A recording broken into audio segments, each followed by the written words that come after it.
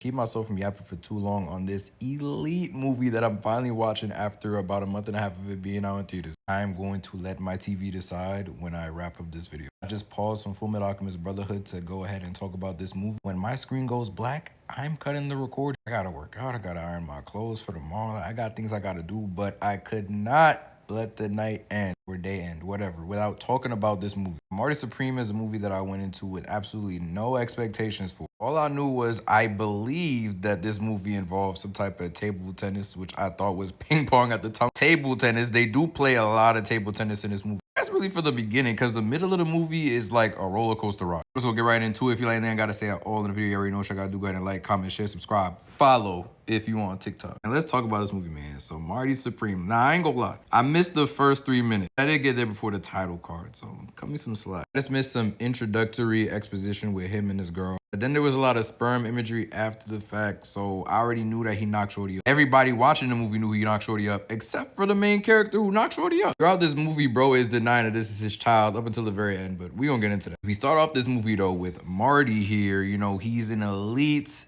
table tennis player, not to be confused with ping pong. He's the best that America has to offer. There's this tournament that's about to be held, so Marty's like, you know what, I'm finna participate. I'm gonna bring back the cash prize, and y'all are going to see that the chosen one name that has been bestowed upon me, I can live up to that. Matter of fact, I will live up to that. This is a character that he holds himself in a very high regard. I picked up on a lot of that from the trailer for the movie. Like, bro is just insanely confident in his ability to get that ping pong ball on the other side of the tennis net. But really, it's just confidence in all things. We see it with his relationship with Gwyneth Paltrow, like this adult woman who is married at this point. He somehow finds a way to, as y'all young kids would say, rizz her up, you know, take her away from her husband for a little bit and do some nefarious deeds to her on multiple occasions in this movie. First of all, like, Marty's plot armor in this movie is just out of this world. There's so many times in this movie where I'm thinking, all right, he about to get his block knocked off. But of course, he's the main character, so we gotta exit left. Before he's done like a few other riffraff characters towards the end of the movie. He's also so confident that he's using the money that he has acquired. I guess it from his parents, or I don't really know where he got this money from. I must have missed that part of the movie. I thought he was rich at first until after the tournament. But anyway, he's out here paying for a whole table to impress Gwyneth Paltrow's character and piss off her husband. So, you know, her husband and him go back and forth throughout the entirety of the movie. Their relationship is terrible. I'm talking about Marty is making jokes on his deceased kid who died serving during World War II. This movie takes place, I want to say, around the 1950s. It's post-World War II time. He's just mocking this father who lost his kid, talking about something. Don't worry about it, Pop. I want to make sure this Japanese kid who he's playing in the final round feels a third bomb drop. He's just so confident saying next stuff like, oh, I'm Hitler's worst nightmare. I didn't survive the genocide. Like, who does this kid think he is for real? Anyway, he goes up against the Japanese kid after absolutely flexing throughout the entirety of the tournament. Also reminded me of Julian Newman. I know you remember Julian Newman from back in the day. Bro was extra shifty in all them basketball highlight reels, and then he got to college and got humbled instantaneously. I'm talking, bro was shooting like 0 for 25. He was getting the green light though. That's essentially what happened in his finals. See, he's playing this Japanese kid who is deaf after losing his hearing after an explosion from World War II. So since then, he's devoted everything to the game. And a lot of people say when you lose one of your senses, your other senses start to heighten after the fact. How true that is, I don't know. But I just thought about it when I was seeing how he was absolutely cooking Marty. So he beats Marty. Marty returns home, and he is not getting the same amount of praise that his Japanese counterpart was after beating Marty. At some point, Marty gets the opportunity to work with the old man who he was dissing earlier on in the movie. When he's told that he has to throw games in order for this deal to work, he's like, nah, I got too much pride for that. Despite not being on top no more, Marty still has this confidence about himself, this pride about himself that will not allow him to lower himself in order to put himself in better financial standing. Or he does, but to a certain extent, right? Like we seen his friend earlier on in the movie mentioning his opportunity he had for him with the Harlem Globetrotters. At first, Marty's like, bro, I'm about to win this tournament. I don't got no time for that. But we see after he goes on to lose the tournament that he's like,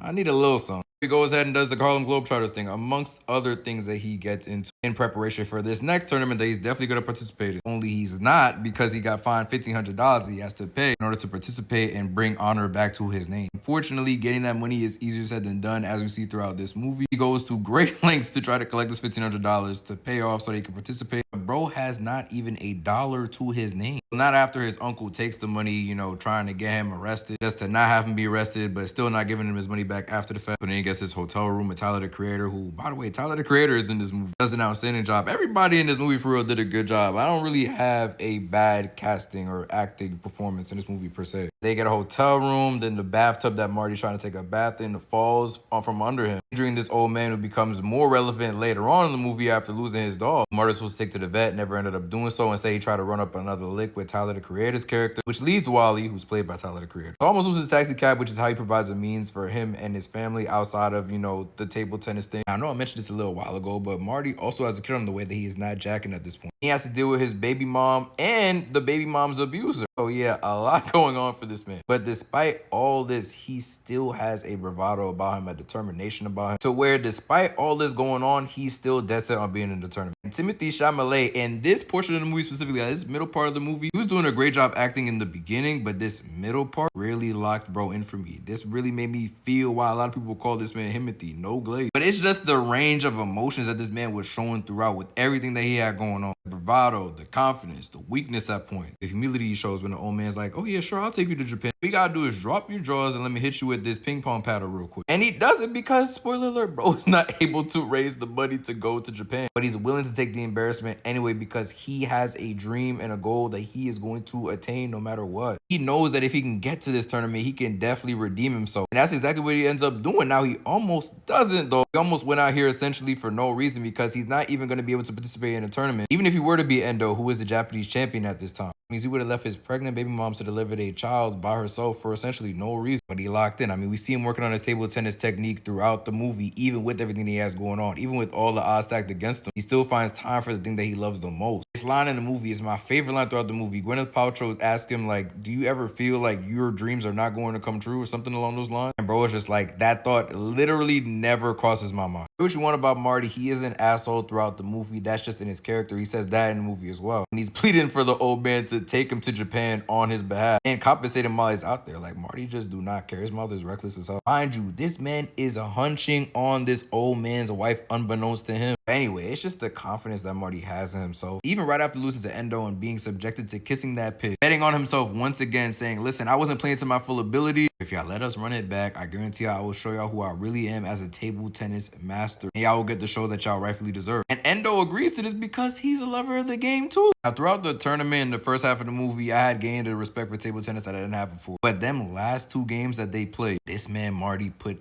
everything on the line in them last two games, bro. That shit moved me. I generally cheered for this man Marty after he got the dub. Because listen, Marty's an asshole throughout, right? But I wanted to see him win more than just because of the fact that he's the main character. More than because he took a lot of L's in that middle part of the movie. Because from the very beginning of the movie to where we are by the end of it, his confidence and his belief in himself to achieve this dream remained consistent throughout. Never gave up on himself, stayed resolute throughout. Did everything in his power to get to his tournament. Like, you don't want this man to get to the tournament and lose after he did everything he did in the middle part of the movie. Just to go out there and put on an masterclass, like, what would be the point of the hour 45 before we get there if he just goes out there and loses again? So yeah, really love that end part of the movie. I loved how Endo embraced him in the end as well, and how Marty embraced him, calling him a great player and genuinely meaning it. And to wrap up the movie with Marty returning home to see his baby moms give birth to their kid. Well, not see her give birth to the kid, but to see his kid after he's gonna give her birth to. Knowing he got this chip, hopefully getting some money out of it. Probably not though. It's just a really feel-good ending for a movie that's really all over the place throughout. But I loved it, man. I don't know. I give this movie a 9 out of 10. I'll leave your thoughts on it in the comments. I'm definitely so glad I was able to see this movie in theater. I would recommend you go see it if you haven't yet and it's still in theaters near you, or just wait for it to touch streaming. But regardless, you gotta watch this movie. All those things said though, I'll be your host, Jay, so I hope you've been entertained, and we go talk soon.